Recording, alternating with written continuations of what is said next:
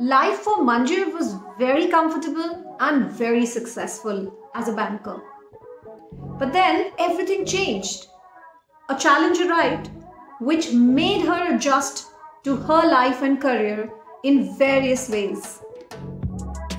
She learned, she grew, she never stopped and decided to contribute back to the society in her own way. What had happened? Let's hear it from Manjir, and you're watching Your Essence with Nidhi Saini.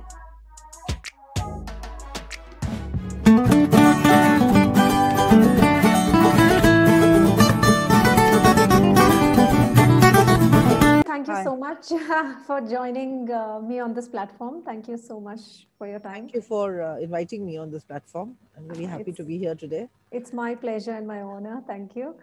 So let's hear it from you, Manjir, a little bit about you and your life, and please share something about yourself with the people who are watching us. Yeah, so Nidhi, hi, I'm Manjeer Gupta. So I was a very ambitious girl, you know, like even during my college days, I was extremely ambitious and I wanted to make a mark in the corporate world. And when I got selected in Grindlays Bank in '94 among a candidate, candidate list of about 1,500 odd people, I was extremely elated, and I thought that this was the, stepping stone, the first ladder to my success in the corporate world. Okay. I worked really hard and I got accepted in a lot of banks. I worked for 15 years in the banking industry. Um, in 1999, my son was born, and at that point of time, I was at the peak of my career. I was doing really well. I'd just been given a managerial position in Standard Chartered Bank, which is extremely difficult if you come from the junior executive cadre. 2002, my son was diagnosed as being autistic. Okay. At that point of time, I didn't even know what autism was. Okay. And in fact, we had to look up the internet. I remember, and even in the internet, that point of time, there wasn't too many things available. Okay, so obviously, being a mother, I kept looking at the positive things that the internet was saying, that your boy could be a savant, your boy could be an Einstein, he could be an Isaac Newton, or things like that. So, so I wanted to only believe the good part. I was not really looking at the negative things that the internet was saying. I realized very soon that autism was it was a challenge. We can't the play school that he went to. He was not adjusting there well. Obviously, those people recognized that there was a problem. He was not understanding instructions. He was completely in his own world. He won't respond to his own name also. In fact, I'll tell you a very funny incident, Nidhi. Every time back from office, because he was completely non-verbal at that point, he wasn't even making any syllable sounds, anything. So what I would do is I would come back, I would rush back home at about 7:30, and I would sit with him in Bombay. We were in Santa Cruz that time, and I would sit with him and I would keep saying, "Acha, mama bolo, mama bolo, mama bolo," and that would be my regular routine. And the lady downstairs, she had a parrot, she kept a parrot, and the parrot was usually outside. So one day, as I came back from the bank and I was sitting with my son, and I just had started on Mama Bolo, and I could hear the parrot say Mama Bolo, Mama Bolo. So, and I sat and I cried. I said, even a parrot is repeating. And my son is not making eye contact. He's not repeating what I'm saying. And I was really, really very, very upset that day. So, Manjir, if I may ask you, like you said that you kept Yeah. trying, how was it for you to accept it? Were you able to accept it, or was it very difficult for you to accept this fact? So initially, the acceptance was, frankly, it was not there. As I was telling you that I was in a very bad state, as in uh, he was the love of my life, my son, and he was a very beautiful child. And to be told that he's not going to talk, he has intellectual issues, it was very, very difficult. And also at that point of time, because of very, very low awareness, relatives around me, even my mother-in-law saying that, there are boys who speak late, so I shouldn't be worried. But I was worried because there were other things like eye contact, like responding to his name, like if there was a social gathering, he would be extremely cranky, he would be crying all the time. He could not interact with children of his own age. In fact, I would call children to his birthday party, but he would be sitting on his own. The other children would be playing, and he would be in his own world doing something. So he would be rotating stuff or lining up cars or things like that, things that were completely not natural. So I was obviously extremely, extremely worried. And then, of course, at I think he was 2 when I took him to Hinduja Hospital, and he was formally given the diagnosis of autism spectrum disorder. And from then on, I still remember that I took him in my lap, and I was coming down from the hospital to home, and I could not hear the sound of all the traffic around me. The world had almost stopped, you know. And I came back, and then I had to be faced. I was faced. I had to take a lot of decisions. Like, although there are times when, Nidhi, I regret that maybe I should have given up and I should have been with him full time. But these are the choices we make. Of Okay. course. And According to your situation at that time, yeah, that's I the had to. best you And can do. then at that point of time, the therapy costs were extremely expensive in Bombay. We, Who was and your biggest support during this whole, I would the say my struggle that you mother-in-law. faced? My mother-in-law was Wow. a huge pillar of support, and she in fact literally gave up her life in Calcutta, and she started staying with us. Children with autism, they're not invited to birthday parties. They are not invited to a friend's house. Uh, you know, Yeah. uh, they are Sad part. yeah, very sad, and people avoid them. And the thing is that our children, like I remember, there were a couple of children were playing in the park, and my son was observing them very, very carefully, and then suddenly he went and sat between them. Now that was the first time that I saw that on his own, voluntarily, he wanted to be included. He just ran and he sat in between them, but they just got scared and ran away. So he couldn't understand what went wrong. So he was looking at them and he was wondering what went wrong. I mean, I had the same feeling inside of wanting to play with you guys. Yeah. Yes, your family supported you, but what was the reaction of the people around you? This was kids that you just mentioned, but what about the people, the friends, and what was their reaction? How did that affect you? So I see, you have to understand, the minute a child is diagnosed with autism, it is very difficult to take out the child to marriages or weddings or family functions, because you are very unsure of how the child is going to behave. We just closeted ourselves and we said So that does that mean that you were affected, the people around you were affecting you, or you were just saving your son from that kind of a it was both, situation? actually. It was both, because the understanding was there. We didn't find that kind of understanding among our immediate friends. Okay. And I Even would take him today? to the park. In the park, the mothers would be talking already about, mothers of toddlers would be talking about Harvard and Oxford and stuff like that. So I started feeling lucky. In fact, that was the time I started feeling lucky that my son had actually removed all sorts of pressure from me. I was under no pressure. What an Time was not amazing an way. issue. Time was not an issue. I had all the time in the world to educate him. There is no, like, by 20 you have to do graduation, by 22 you have to do post grad, by 25 you have to get married. I was released from all those pressures. I suddenly felt very, very light. Especially I realized that I have to continuously make Arane feel that there is something that he's good at. There's something that he can do that others can't. Uh, so he started getting that feeling after a while, and he would show off certain skills in front of Just others. said that, your son started picking up certain skills. The Yeah, word yeah, skills yeah, from, yeah, our skill. conversation offline, I understood that Yeah, skill building was very important for you, right? And which helped you to yeah. The skill move, building was very take important. take your life a little ahead and, Little contribute. ahead. Please share with Yeah. our viewers, how you took So, it forward. so there is a story about, I don't know whether you've heard the story about Isaac Newton, where, not Isaac Newton, Thomas Edison, where, um, he was a very slow child, very, very slow child, and his teachers were extremely irritated, and the principal was irritated, and then he couldn't read or he couldn't write. So they wrote out a letter to his mother, saying that he's a useless child, and we just take him out. We can't do anything with him. And because Edison could not read, he just took the letter and he took it to his mother, and the mother read the letter, and the mother had tears in his eyes, and Edison asked, why are you crying? And she said, oh, no, no, these are tears of happiness. Your principal has written that you're a very, very brilliant boy, extremely brilliant. And the school does not have the resources to keep a person like you in that school. And you deserve a much better place. So therefore, I have only decided to take you out, and you'll be doing better things from now on. So then after that, she started taking him to libraries, to this, that, giving him all sorts of external education, homeschooling him.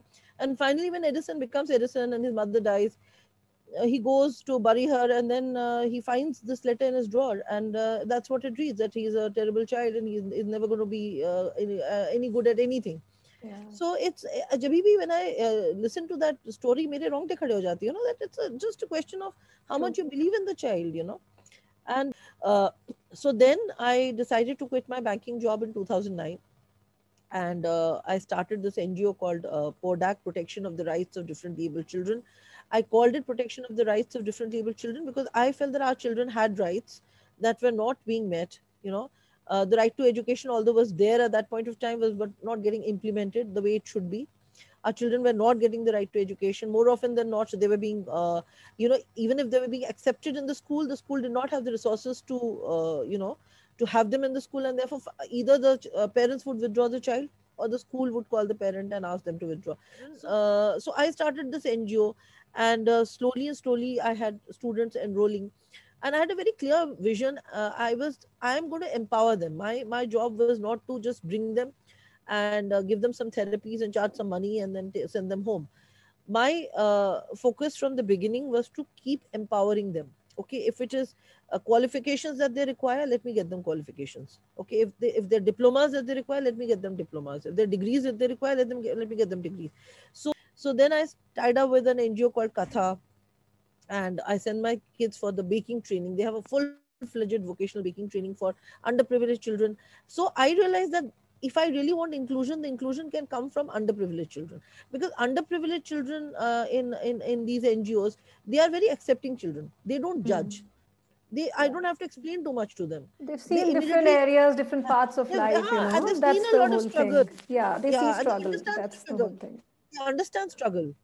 So I was very passionate about inclusion earlier, and as I told you that I was given some space in a private school because I was passionate about inclusion. I started a model in inclusion where the regular children would come into the inclusive center, spend time with our children, take them out for walks. Our children would attend the regular classes in math, science, depending upon the interest area.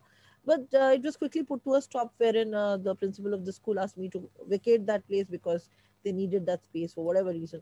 So we were out on the street, 55 children, me and the teachers, and we had to quickly make a decision. And although we couldn't afford to pay any rent at that point of time, we did for 1 or 2 months. I took on a place in South Delhi for rent, and I started there. All 55 children didn't come with me, but a majority of them did, so we could sustain ourselves. And then, of course, I have to mention this that the Nora Solomon Foundation and the very charitable person, Mr. Ashok Solomon, and his son, Mr. Prashant Solomon. Now, these are the people. Uh, so he had the right empathy for our children. He has been giving me that space for the last 7, 8 years now. And luckily, because of that, I don't have to pay rent. So I can invest in other things like quality teachers, quality equipments for our children, quality transport for our children. So I started tying up with a lot of NGOs. I have to really, really thank, and of course, the Nora Solomon Foundation.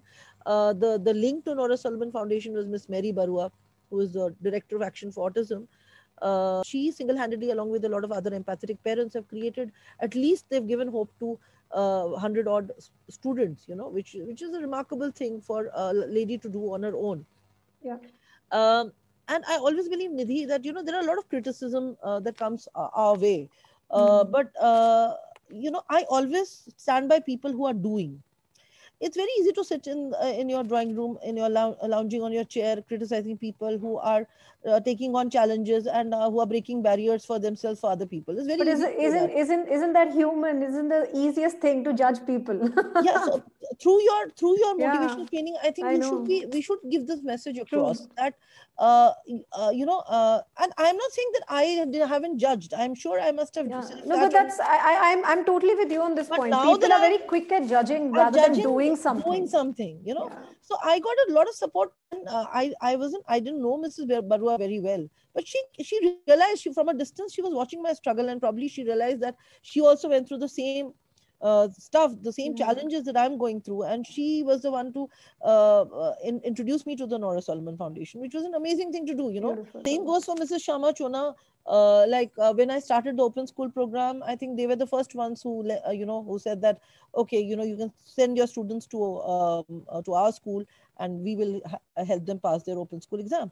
So I have only got support from these stalwarts, It's and which is why amazing. I've realized that when people achieve a certain thing, they also realize that there are junior people to them who are being faced with the similar challenges, and they need support. So only the doers will support the doers.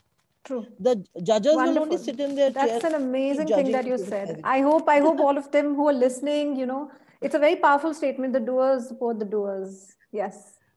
Yeah, It's so wonderful. because the doers understand the challenges, right? Yes, uh, yes. and therefore I if I say that I have crossed so much of, right now, with God's grace, I've come to a position where I am comfort. I'm not reached my goal yet, but I'm not immediately faced with huge challenges, or I'm Hmm. in the last 5 years, the kind of challenges that I've faced, I would say that I'm much better off from where I was.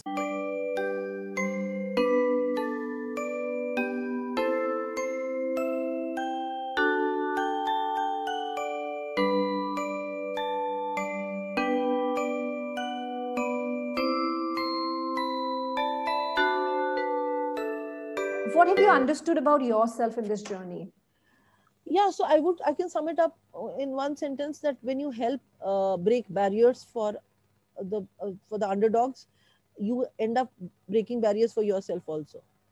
Okay. When I started the NGO, I was completely broke. I didn't have any money. I had invested everything into the NGO. But what happened, as it started growing and people started knowing about it, I had volunteers come in from Canada, from London, from Europe, from America. They got to know about me. They wrote articles about me. I got several interviews from NDTV. I became, within 5, 6 years, I was actually famous. And uh, then I got a call from a Canadian university, the sociology department, and they wanted me to pursue a certificate course in partnership, creating partnerships, because they were reading about my struggles. Okay. And they said, we are going to sponsor you, so you don't worry about the money. So I had this beautiful opportunity to spend 20 days in Canada in a university, in a very sought after university. The sociology department sought after the entire world. So I came back with that diploma in my hand, and this could not have happened if I continued my ICCA bank job, True. right? And of course, the gratification that I get out of the when my children pass their 10th, when my children pass their 12th, when they come back with their baking degree, when they come back with their data entry degree, it's a different kind of high. I'm sure. Recently, what I've realized is, like I have made my children grow in academics, in intellectual growth, I have also grown with them. Yes. They That's have the helped me grow, journey. and I have helped them Yeah. grow. So everything in this life, Nidhi, is mutual. It's Yes. mutual. Whatever you will get back. True. Whatever you get back, you have to give. Of course. We You can't have to say, give. I think you that's a have very valid you point. have We have to give. we have to give. We have And to. because earlier I was a very maybe I didn't have the levels of empathy that I have right now. For What would you, Manju, for all these people out there, everybody, each one is facing some or the other challenge, some big, some small, and some find it really, really tough. They are pulled down massively. So, what message would you like to give to those people who are watching you right now? life is full of challenges. I just wrote to a group of parents that pain is in everybody's life, but suffering is optional. You need not suffer, man. You have so much. And frankly, I get my inspiration from my children. I had a child called Krishna, who had cerebral palsy. He was small. He was in a wheelchair. He was beautiful to look at. He was beautiful. I've never seen such a beautiful face in my life. He actually looked like Krishna. If you put him a little crown and a peacock feather, he would look like Krishna. And whenever I used to come to school, he would turn. He could only turn his neck slightly. Not he didn't have too much mobility in his neck, but he would turn and give me a smile that would light up the entire room. And I would look at him and I said, if Krishna can smile, what the hell is wrong with me? Why can't I smile? Okay, why can't we do the best with what we have? True. So I think my inspiration are my children. They Amazing. are I amazing. think that's lovely. Thank you. Thank you so much for such a beautiful Thank you so much, message, Nidhi. Manjir. Thank you. And I hope all of you who Thanks. are listening, Thanks. Manjir might have, I'm sure you're inspired by Manjir's journey, even though it's a little, in a small summary that she's shared here with you all. Thank you So so much. thank you, Thanks Manjir, for giving me the and opportunity, Nidhi. All the best to you. All the thank love. you. You're doing very well. Thank you so much. Thank Thanks. Take you care. for coming Bye here. bye. Thank you We're so much gonna for keep it sharing. low key, keep it softly spoken.